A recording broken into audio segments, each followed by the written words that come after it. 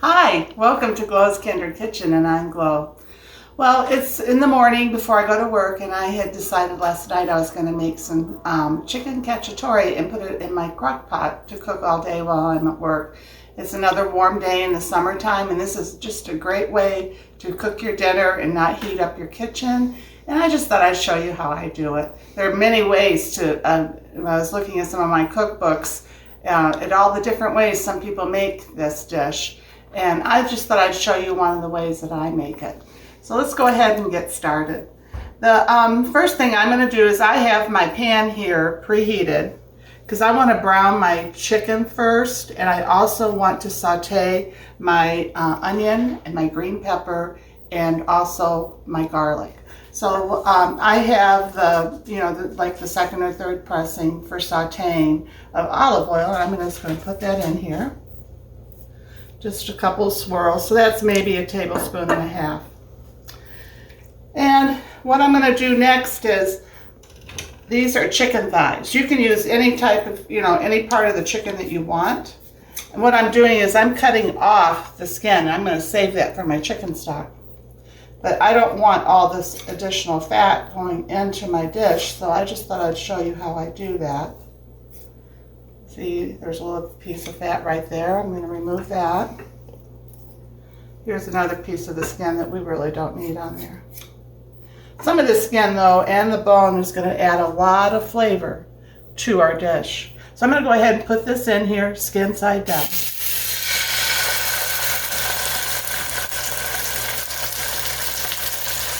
So I'm going to go ahead and continue to do this to cut off this fat and the skin that we don't want on here.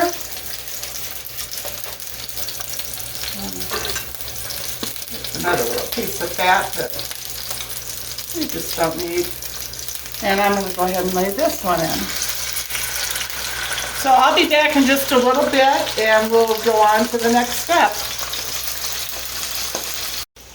Hi, well, I got all 4 of my chicken thighs in here. And like I said, you can use any part of the chicken that you want. You could do a whole chicken, but it's just the 2 of us for dinner. This will probably be enough for two meals, maybe even 3, depending on how hungry we are. You know how in the summertime you're usually not quite as hungry as you are. What I'm doing right now is I'm just sprinkling on some salt and some pepper. And then when I flip these, I will do the same again.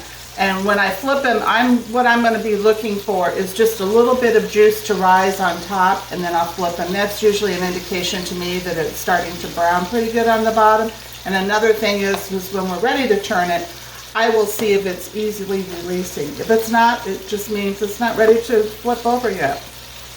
So let's go ahead and start slicing up our onion. I'm going to put 1 yellow onion in. You can use whatever onion you want that you have on hand. And also a green pepper. So I'm going to go ahead and slice off the top, the bottom, the root end. I'm going to cut down like that. Always have a little basket over here to put my peels and stuff in. It's easy cleanup by doing that.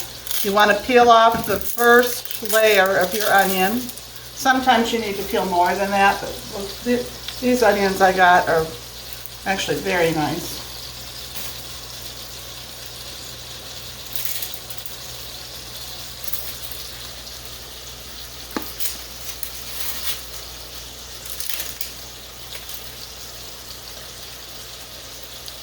The main thing when you're peeling an onion is you want to make sure that you don't have one of the older skins that's starting to turn on here, because it's kind of tough. Doesn't matter how long you're going to cook it.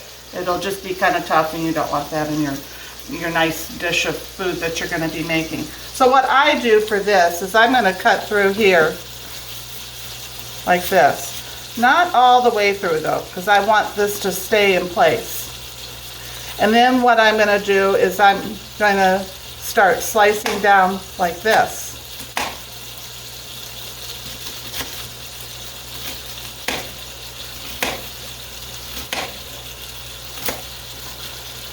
I know you guys can't probably see that real well, but I'm going to turn it. So I have, I sliced this way. Now I'm going to slice this way again.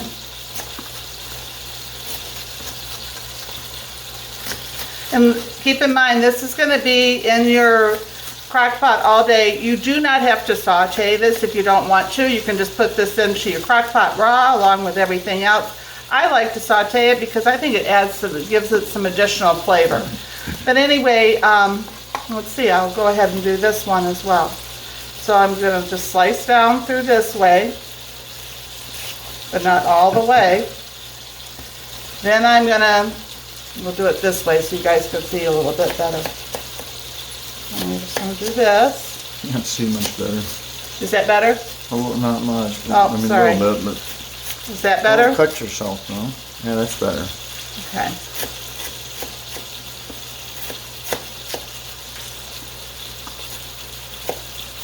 Then I turn it, just like that. And if you don't want to turn it like that, you can turn your chopping block if you want. And then you're just going to cut down through here and then see your small pieces you have? Oh, yeah. Oh, until I flip that one right out. And it doesn't have to be perfect. The main thing is you just want small pieces because this is going to break down as it's cooking. But onion adds a delicious flavor to your tomatoes and your chicken and everything. So, can you see here how the juices are starting to rise a little? And the chicken is starting to, you know, you can tell that it's starting to cook a little just by the sight. Yep. And see how this just picks up? Yes. That's an indication to me it's time. You see how that started to brown there? Yes. So I'm going to go ahead and just flip these. Looks good, Miss Paul. That one I don't think is quite ready. That one not either. I'm going to go ahead and put this back over too. I want it to be a little browner. That one could go a little longer, but I'll leave it like that. So anyway, we're going to do that. I'll be back with you in a minute. Oh, let me show you this pepper too. What we do with this. Everybody does their peppers different. But since I do stuffed peppers sometimes, this is why I do it. It's just always worked for me. I cut off the top. Just like that. Superb. Then I just, you can see how there's these vein, you know, I call them like a vein, or I'm not really sure what they're called, but. A rib or something. Or a rib. No, it's not really a rib. Attached to the side. Yeah. So I just kind of cut there, then I grab this. Let me move this over. Because you don't want these seeds in this interior part. I'm just going to pull that out. And then I just put my hand down in there. You see, Like you can see some of those seeds still down in there in the ribs. Yep, like cleaning out a pumpkin. Yeah, kind of.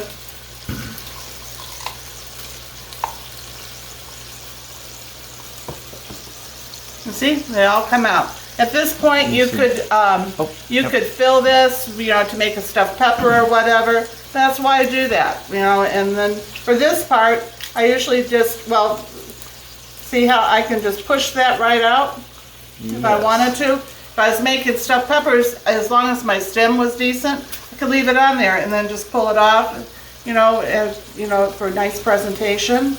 No pop top. So, but along in here, this inside here can be a little like woody, if you would, you know, it's a little tough from the stem. So for something like this, I usually cut it in half like that, and then I just take my knife and I just remove that little piece. Trim it out. Yeah. Just like that. Looks good, Miss Paul. And then I just start cutting.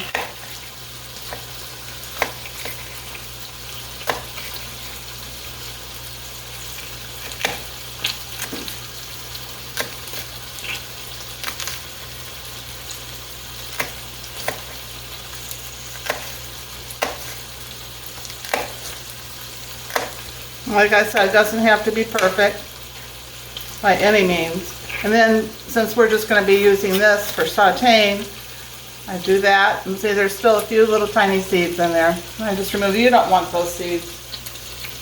There's no flavor to those that I know of. There's a few little spots here from where it was growing that I usually just cut out.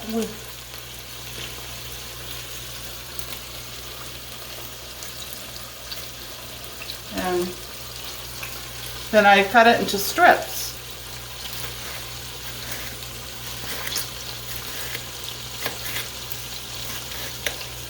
There's the seed.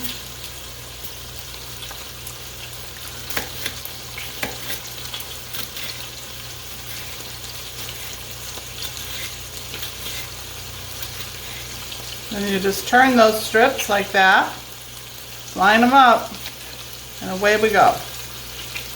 That's all there is to this. You want to use a good knife. This is what it's called a trimmer. It's serrated. This is actually my very favorite knife for stuff like this.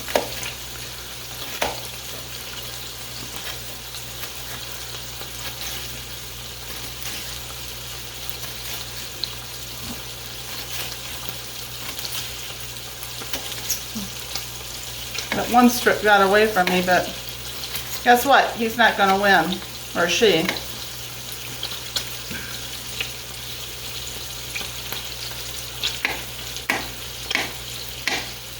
There. Let's check our chicken here. Yeah, it's browning more. I'm going to turn it up a little. These need to go a little bit longer. So anyway, I'll be back in just a few minutes and we'll continue on. I'm going to finish cutting up this pepper right now. Hi. Well, I think it's ready to turn now. On some of these, yeah. See how that's brown and that's brown? Let's check this one. Yeah, there we go. And I had turned that one back over there for a few minutes. So I think these are going to be okay to go ahead and pull out.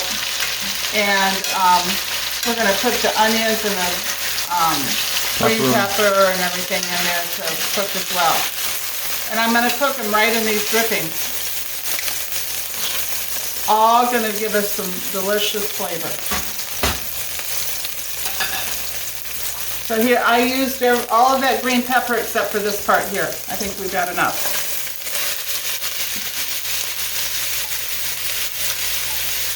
And I also took the clove of garlic that I smashed, and I'm going to put that in towards the end. So let's go ahead and get this spread out. Now let that saute for a bit. And then we'll add the... What was your heat on? Oh, right now it's on medium. Okay. I had to turn it up for that chicken because it was taking a little bit longer. I usually bring my chicken to room temperature, but I didn't take it out in time this morning, so that's why I really upped it. You know, and time also, because I'm going to be leaving to go to work here in just a little bit. All right, so let's go ahead and get this other part started. There's several herbs I put in here. I put in rosemary, thyme, fennel, parsley. I put in a little nutmeg. I put a little red pepper flake in mine, oregano, a bay leaf, and garlic, and onion powder. But what I'd like to do is, this is a mortar and pestle, and I like to take my fennel seeds, and I usually do about that much. That's probably between a half a teaspoon. I would say that's about a half a teaspoon. If you're going to cook more, you know, chicken and stuff, then by all means you're going to need a little bit more. Same with rosemary. Rosemary and fennel seeds are kind of strong flavored. I think they add a delicious flavor to the sauce.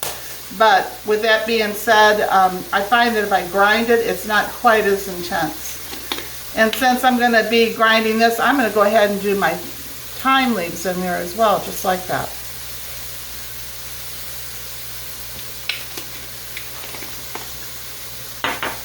And what I do is you just grind it together is what you're doing. And it smashes those leaves down and the seeds. These are really nice to have in the kitchen. This mortar and pestle. So, And it doesn't have to be ground down into a fine powder. I'm going to show you what it looks like. But it's ground down like half. Looks good. So right now, these are already starting to get a little bit translucent. I'm going to go ahead and put my garlic in. This is just 1 clove of garlic that I peeled and smashed.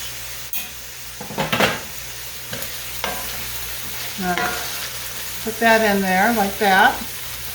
And I'm going to start adding my spices. I find that if I put this in with the oil and the onion and the peppers and stuff, it starts to bloom and it really helps it. I'm going to go and do the same thing with the parsley.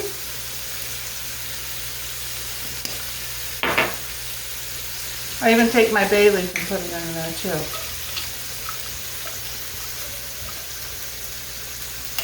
Get that oil and stuff on there to awaken it. Same with your oregano. That's about a teaspoon of that. And let's see. Nutmeg, usually like about a quarter to a half a teaspoon of that. Nutmeg really is nice in Italian dishes. Good in a lot of stuff. I use nutmeg a lot. So I'm going to go ahead and let this continue to saute, and I'll be back in a moment. Hi. Well, this has been busy cooking, and I realized I didn't pull my marjoram out of the cupboard. I use marjoram quite a bit. It's actually related to the mint family, but it has delicious flavor for dishes like this. So that's probably about a half a teaspoon. And then also the red pepper flakes. And if you don't like a lot of heat, you don't need to put this in, but I think it adds some delicious flavor. How much are you putting in, Miss Cole? Oh, I'm gonna maybe a quarter of a teaspoon, not a whole lot. You can always add, but you can't take away when it comes to pepper and salt and stuff. So I gotta kind of take it easy with it. There you go. Smells good. Yeah, it does. Smells delicious. So the next thing we're going to do is we're going to go ahead and start putting our ingredients in our crock pot here. Okay, so I'm going to put my crock pot on 8 hours. So I'm going to hit my cook time, and there's I can't read it. This is 6 hours, 8 hours, and 10 hours. I want to put it on 8. So it'll stop cooking before I get home. It'll go on low and be perfect. And then all I have to do when I get home is cook the pasta. So these are some home canned tomatoes that I did last summer. And you always have to make sure that the seal is on there. If this had a little dome on it and clicked when you did that, you would know those weren't any good. I'm going to go ahead and open it. Hear that? Yep, pressure release. Yep. These tomatoes are so good. They were really, really ripe when I got them. I'm going to go ahead and just pour this whole quart into my crock pot.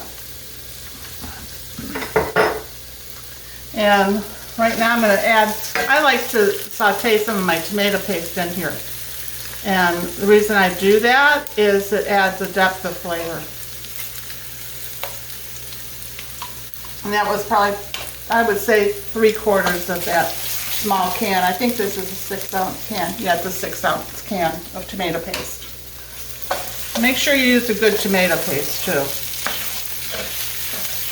If you're going to go to all this trouble, you want good ingredients. Not that this is trouble, but no trouble in Glo's Kinder Kitchen. But when you're cooking for yourself, your family, your friends, you want to use good stuff. Good quality. Oh, it smells so good. It does. So in the meantime, I still have seasoning in this mortar. And so what I'm going to do is I am going to put a little water in there. Maybe 1/4 cup.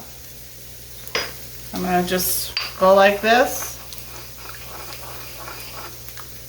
And I'm going to pour that right in there. Get it all. Yep, you don't want to waste. And I'm saying, well, I can even use some of this water here. 'Cause I don't even like to waste what I have in my jar. Especially these good tomatoes. So I just kind of shake it. Open it. And in it goes. So let's see how this is done. Yeah, that smells really good.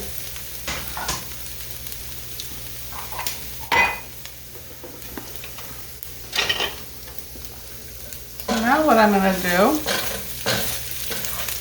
I'm going to just start taking this stuff out and putting it right in here. Whoop.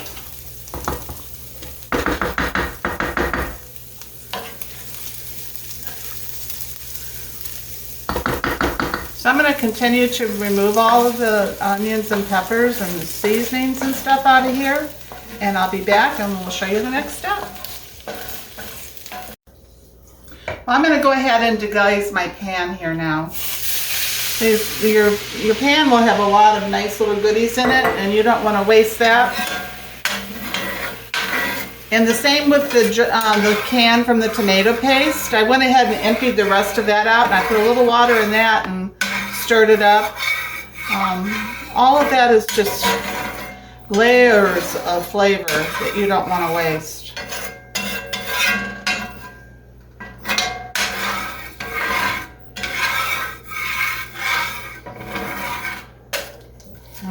This right here is your friend.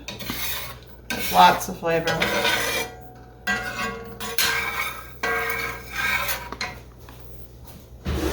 Just getting a couple pot holders.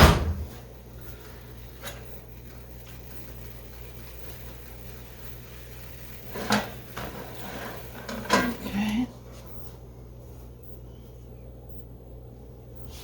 There we go.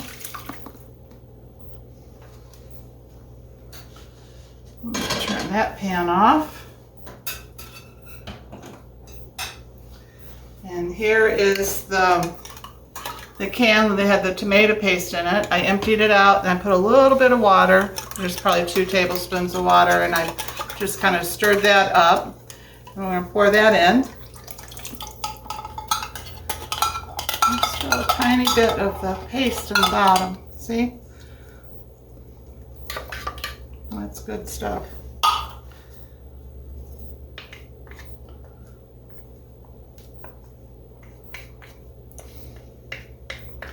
Yum, yum, yum.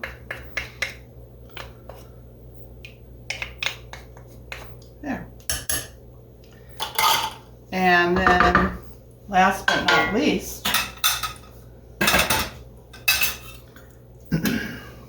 is our chicken.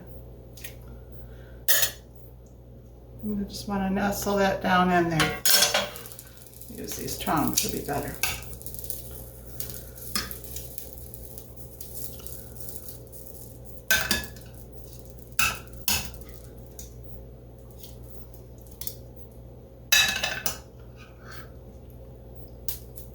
Isn't that pretty? Looking good, Miss Clove. Yeah. Smells good too. Yeah, it does, doesn't it? It's going to smell even better when I get home tonight.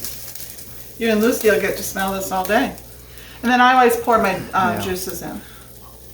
Tempted to lift the lid up and eat it at lunchtime, but I won't. So there we go.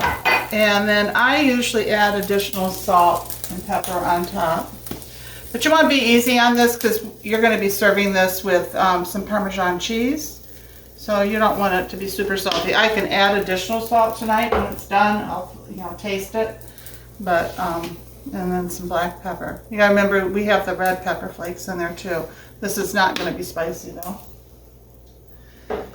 And last but not least, Yoshida's, the teriyaki sauce.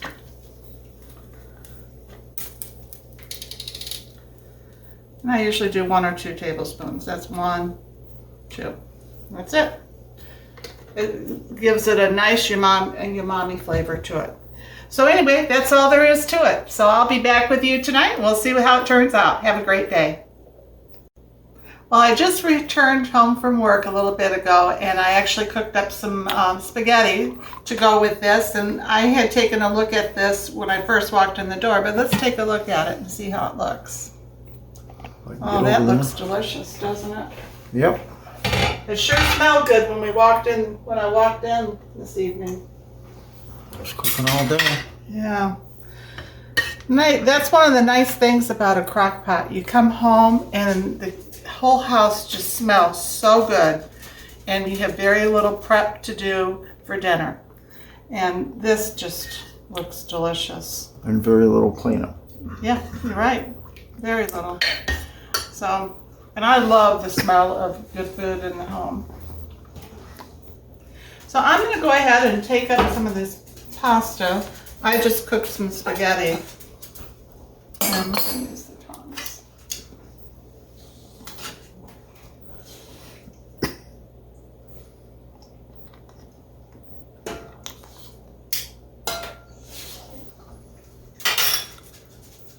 I'm going to cover that. And I'm going to put a little of the sauce. Now, this cooked for 8 hours, and then it goes on to warm. And that's another nice thing. It's not going to be so, blazing hot that you won't be able to eat it pretty quickly. Doesn't that look good? Or overdone. Yeah, it looks really good. Yeah. There's many ways you can make this, and put other vegetables in it. I've seen recipes where they put olives in it and capers, and sometimes I put cabbage. I'll cut up cabbage and put in it and saute that with the peppers and the onions, and that gives it a really nice sweet flavor. So I'm going to put some cheese on top that I freshly grated, Parmesan cheese. Another good type of cheese to put on this is cheddar cheese. What kind of cheese do you guys use on your spaghetti or chicken cacciatore? I'd like to know. So anyway, I'm going to stop here. We're going to take a picture of this, and we'll be right back so that I can taste it for you. Hi, well, now I can hardly wait to try this, you guys. It's been a little while since I've made this, and wow, see how tender that chicken is? Well, I can't see it, but oh, there it is. Yeah.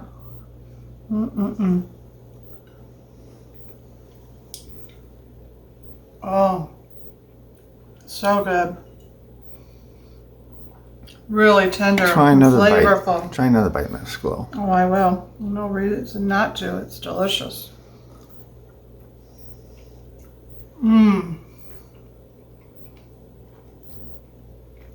That is delicious. I didn't put a lot of salt in this, and the Parmesan cheese just tops it off, or you could do the cheddar cheese.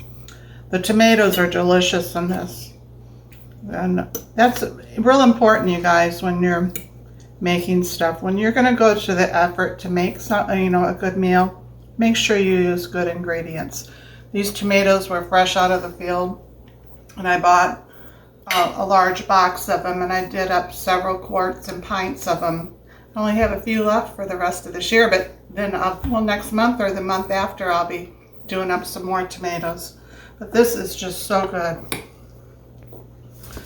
Absolutely delicious. You can taste the herbs in it and the tomato, and chicken and tomato with these herbs go so well.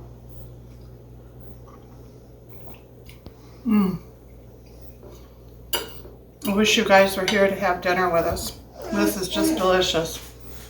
So anyway, if you would enjoyed this, I would really appreciate it if you would like and subscribe to our channel. Give me a comment. Let me know, how you do your chicken cacciatore, or if you've never done it before. If you have any questions, feel free to ask me. And give me a thumbs up. I'll talk to you later. Bye.